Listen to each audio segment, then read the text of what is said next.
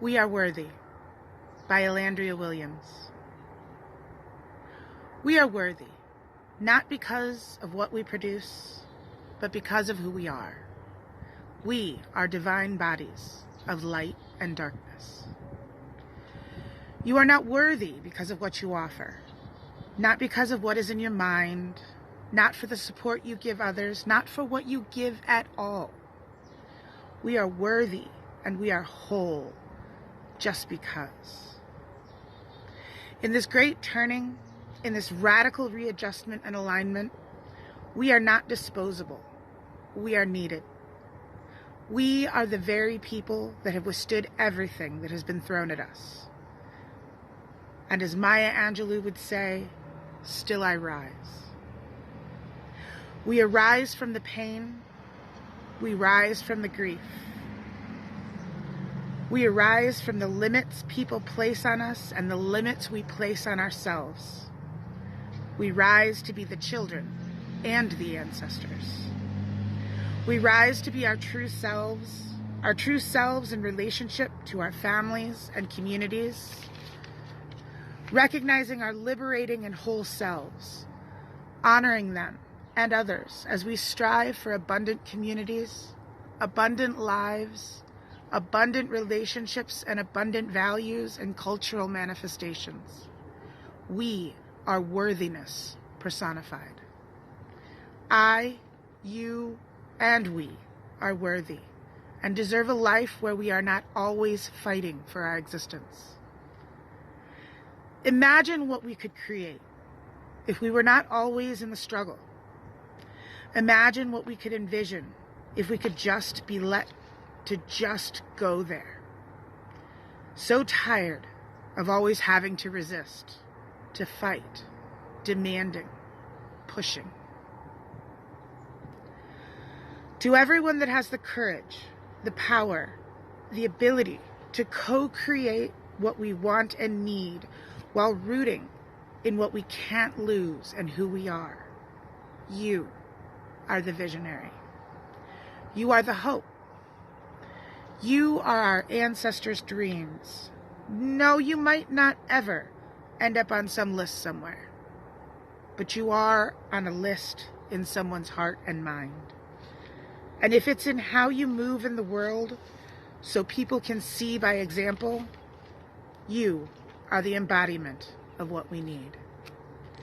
Thanks to all that are the embodiment. The embodiment not of productivity, but the embodiment of radical love, care, and sanctuary. It's time. Embodiment time. Embodiment. Living one's values out loud. Let me every day live my values out loud. Let us every day live our values out loud. Embodying our values, not the productivity quotient. Beyond productivity, past productivity, true embodiment, life.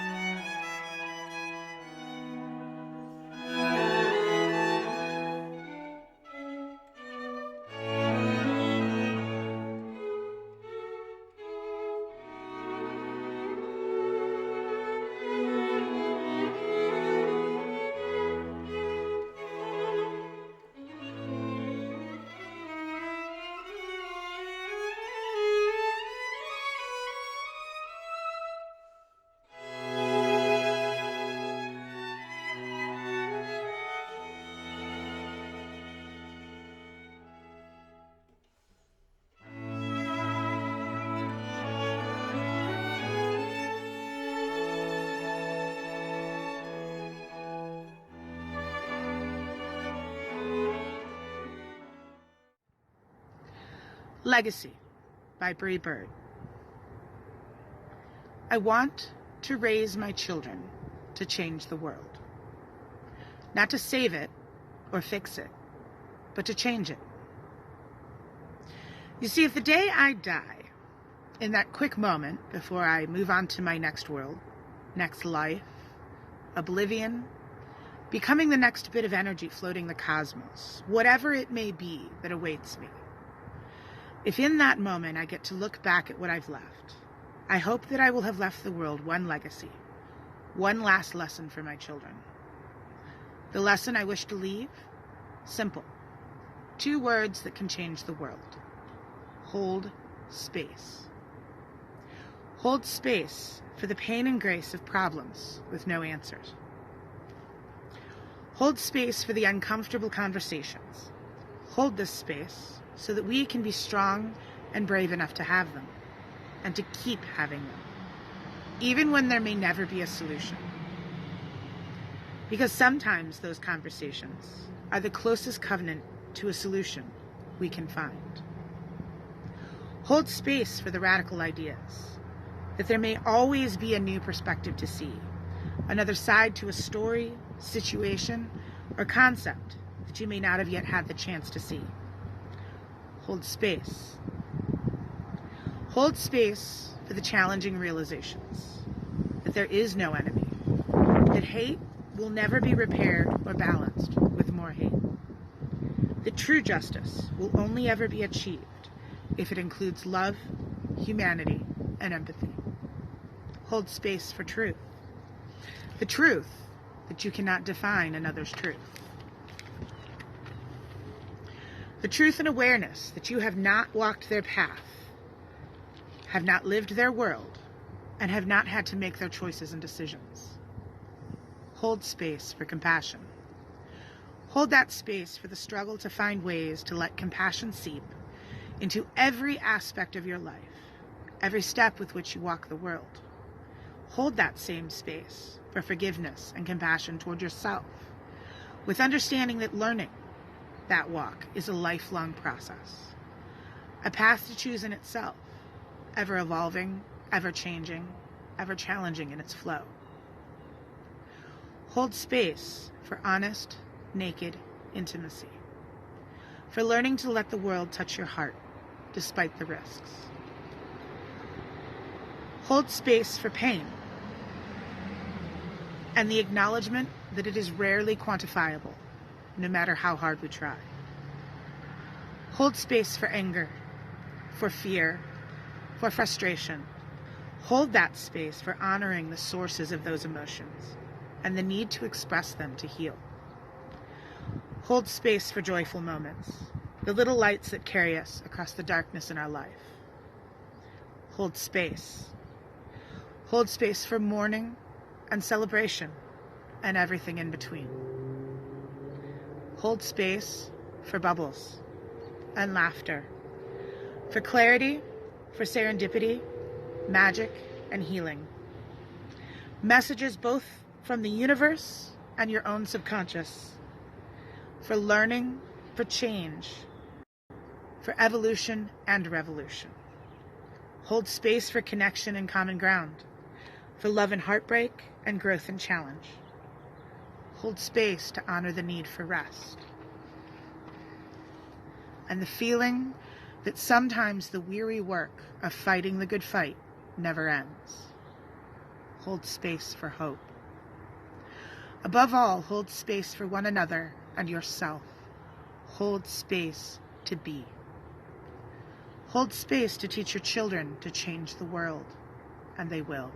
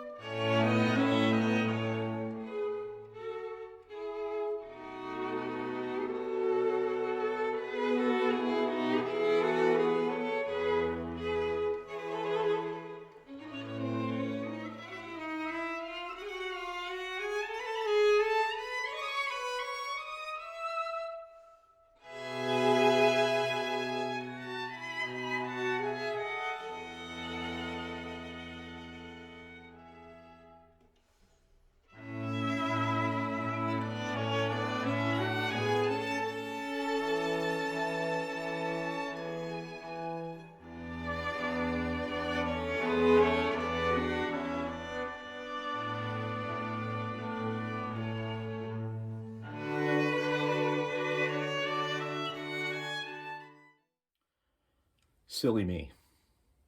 I thought after November 3rd, I wouldn't get any more daily requests for financial support of a particular political party and its candidates for president and the legislature.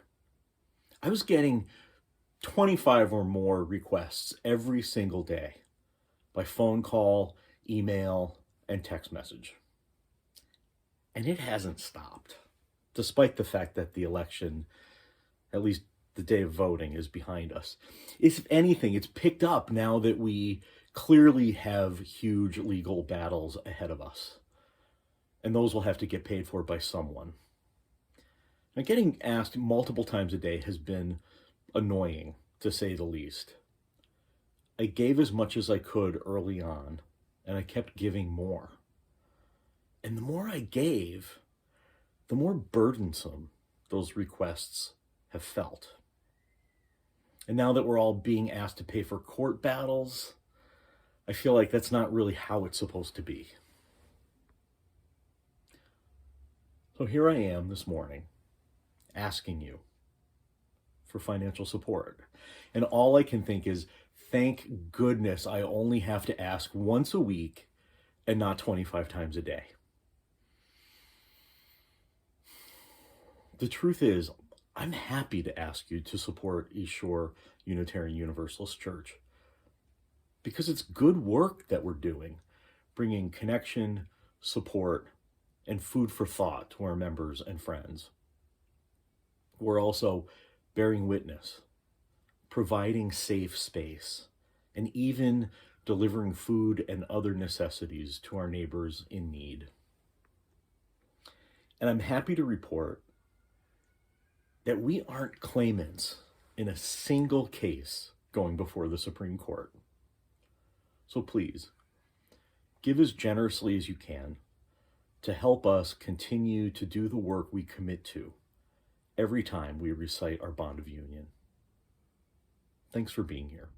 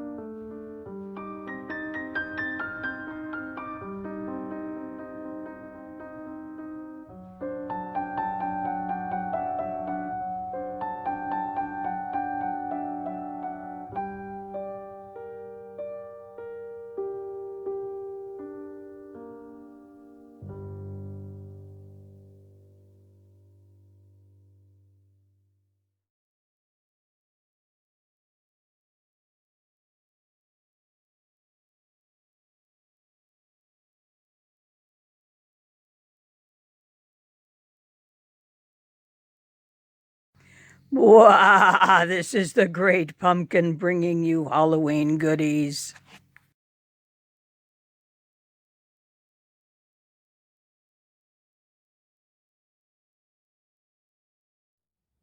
Mahatma Gandhi once said that happiness is when what you think, what you say, and what you do are in harmony. May each of us, in the coming weeks, know happiness by living with integrity. May each of us find ways to align our thoughts, words, and actions rooted in the values that we proclaim and the promise we make to each other each time we gather.